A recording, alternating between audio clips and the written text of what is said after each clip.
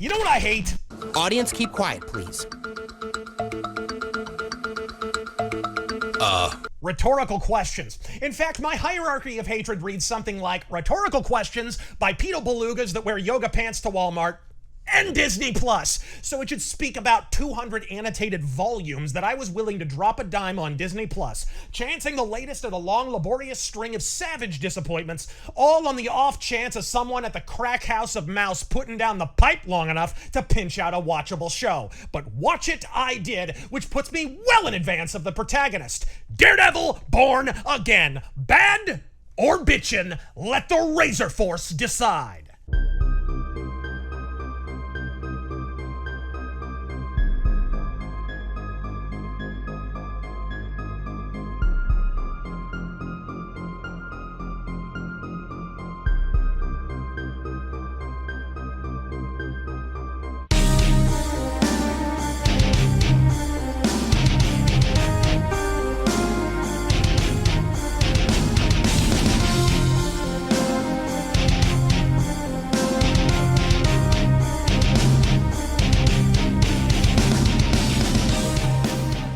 Disney wanted to do Daredevil for a New York minute, and so to simulate the experience of being blind, they've had their heads lodged deep in their duodenum for a decade and change. But with Disney Plus having the same launch as the USS Challenger, after 10 years insisting straight white males don't have to be your audience, well, look who's come crawling back to hetero town.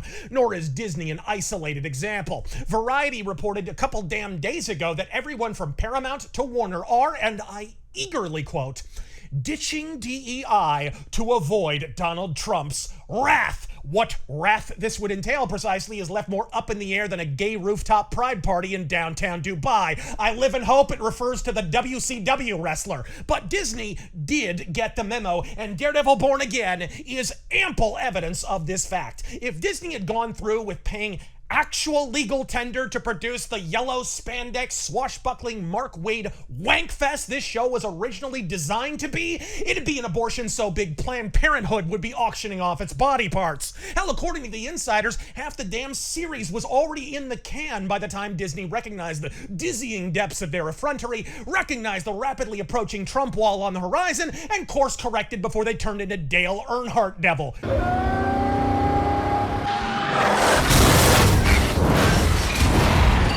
Though it may also have something to do with Disney selling sperm to pay the water bill. Look, the defalcations of Disney Plus are more storied than most of their shows. After exploding into fountainous streams of subscriptions at the outset, everyone abrupted upon the realization that Disney hadn't done a damn thing worth watching since at least the early 90s, leading to more canceled subscriptions than Movie Bob's OnlyFans. I set the scene here because nothing exists outside of its appropriate context. And if the context of Mickey Mouse financial implosion produced a Daredevil Born Again series that represents the very first, bafflingly, inexplicably, Ouija board consultingly watchable product ever produced on this suck-ass streaming service, let us pray to the nine divines Disney stay balls broke long enough to give us at least another season before the BlackRock bucks roll in, because the first 2 episodes are excellent. Not quite Netflix Daredevil excellent, but absolutely worthy of inclusion in conversation with same. While the showrunners initially insisted the series would steer away from the film noir aesthetics of the original series,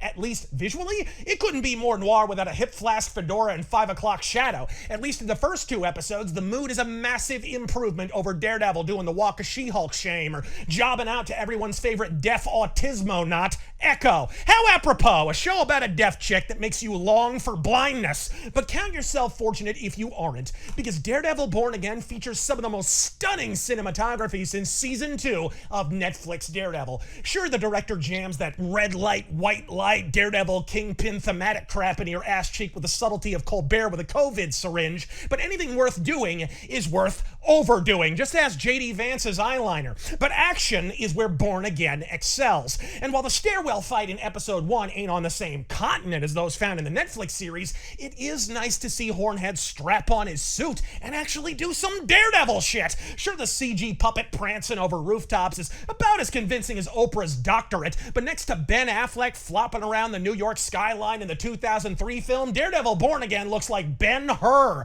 What emerges is a Daredevil show where Daredevil is actually the damn Daredevil, something which wasn't true in the final season of the Netflix show thanks to Jeff Loeb's ongoing aversion to spandex. And look, I'm the last guy to complain about narrative compression, but if the Netflix series had one admirable aspect to its storytelling, it was that it took fairly frequent breaks to breathe. Sure, the show was heavy on the action. About every episode featured Daredevil caving in Bullseye's butthole or pushing a hand ninja shit in. But when the lights would lower afterward, Matt Murdock would amble into the local Catholic church and imbibe an existential discourse on the nature of human evil or reality of the Christian conception of Satan. Do you believe in the devil, Father? You mean as a concept? No. Do you believe he exists? In this world, among us. You want the short answer or the long one? Just the truth.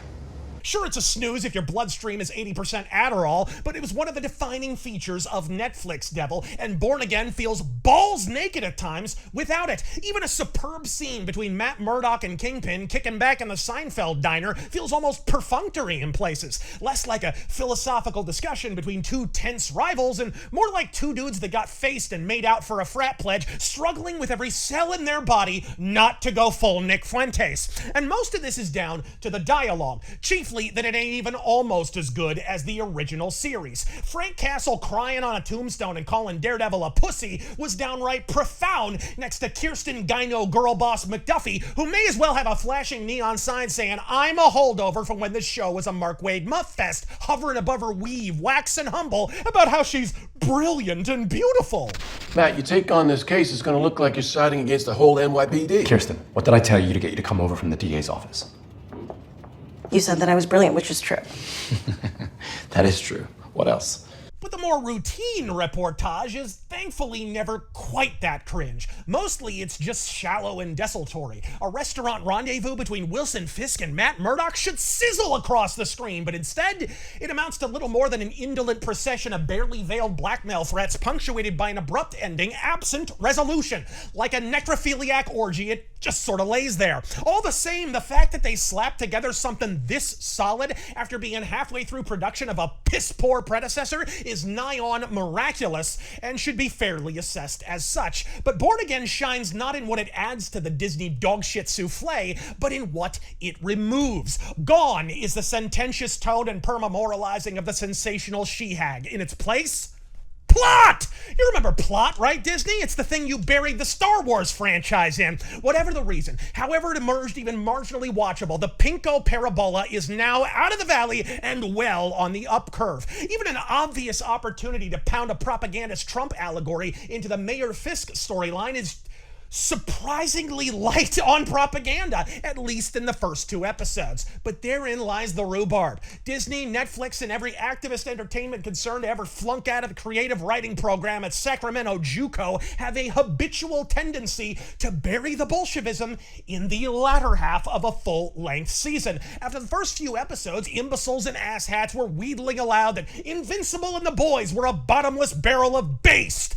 Then the last 4 episodes unloaded on the Leninism, and only the intellectually honest were able to admit they'd been bullshat. Rest assured, RazörForce, if the latter half of Daredevil goes from Born Again to Afterbirth, believe me, I'll be the first man to pull the trigger in the fanboy firing squad. But before you argue the Mayor Fisk plot point exists exclusively to cram a Kroger brand drumpf into Daredevil, know this. The basis for this story is from the all-new Daredevil comic, which first debuted in 2015, a full year before the Orange Man's ascent. And he ran not as a Republican, but an independent, an aspect I suspect is resonant with the Kingpin of this show. Nor was this Willie's first foray into politics. Kingpin's been balls deep in backroom politics since the halcyon days of Frank Miller Daredevil in the early 80s, when he bribed and propped up Mayor-to-be Randolph Cherry, only for Daredevil to interfere, leading to Elektra taking a side of the sternum. In the late 80s and early 90s, he nearly made paper as a politician, and more recently, he was almost the president. Point being, a single errant flash of a blue Fisk can fix it hat aside, this series shows remarkable restraint in what could have easily collapsed backward into a Baldwin Trump skit on SN Hold the L. Could it crater into commie agitprop after this? Oh, absolutely. We're all 2 episodes in, and I would argue that it's even likely, given that the Disney Princess Pinkos at the recently shit-canned Reimagine Tomorrow ESG initiative all but formally patented the formula of beginning a streaming series spectacularly, only to power inject liquefied Stalinism into our sphincters after episode 3 or so. See also The Mandalorian's post-season 1 lapse from spaghetti space western into Mandalorianism. And then there's lesser critiques. For one, whoever the music director is has the musical taste of a Hot Topic cashier. What barely literate SoundCloud mumblewank even played at the end of episode 1? And how is it even physically possible that the song at the end of episode 2 was somehow even worse? Have you been to a Hot Topic lately? They're wearing Jinkos, they're blasting rap and D&B bullshit. Perhaps at one time it was cool country, but now it's Mr. Rags for white people and aping its sonic styles about as contemporary as Spats and a Victrola. And then there's the twist.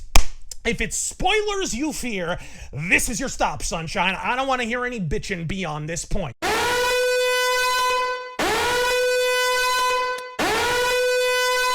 You gone? You clicked?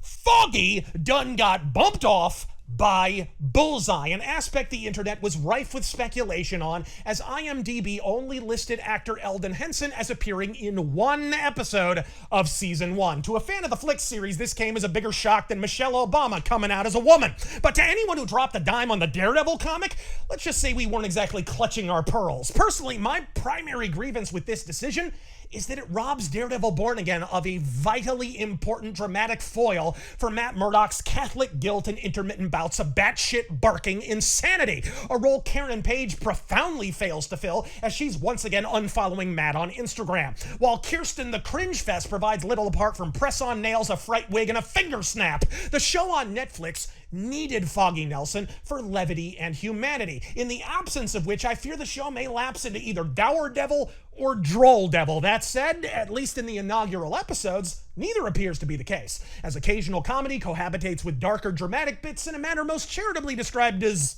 satisfactory. Look, Born Again is all around boss, at least so far. But the most impressive bit about it is that due to this show being Born Again ectopically, this still feels very much like a series that is still finding its feet. Meaning, if it's this good early on, it's possible Born Again will only get better. But that RazörForce does admittedly feel a bit too close to snorting China White uncut copium. And with Disney dishing out a decade's worth of dick flattenings, I'd trust Alec Baldwin with a bazooka aimed at a Trump-supporting cinematographer before I'd trust Disney to tell me the time. But for now, at least in the early episodes, Daredevil Born Again is actually good. Just not Netflix good. Should that assessment perk your pee-pee, strap on the cutlass, doff the tricorn hat, man the gangplank, and purchase a legal subscription to Disney Plus with your 1 free hook hand. RazörForce Incorporated accepts no responsibility for the flagrantly piratical implications of the above entitled statement and cedes no culpability in any resultant skullduggery, swashbuckling, or Tom Hanks High Seas SEAL Team 6 shenanigans that may emerge from the aforementioned advice. Offer void where prohibited. Some restrictions may apply. I'm Razor Fist. Godspeed. Die for the devil, die as one.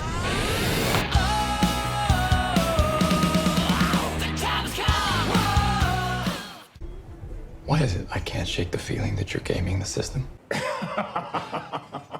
Yeah. It's not always about the money. It's about the Mets, baby. Love the Mets. All right, baby, let's go. Get a home run, baby. Love the Mets. Let's go, Mets.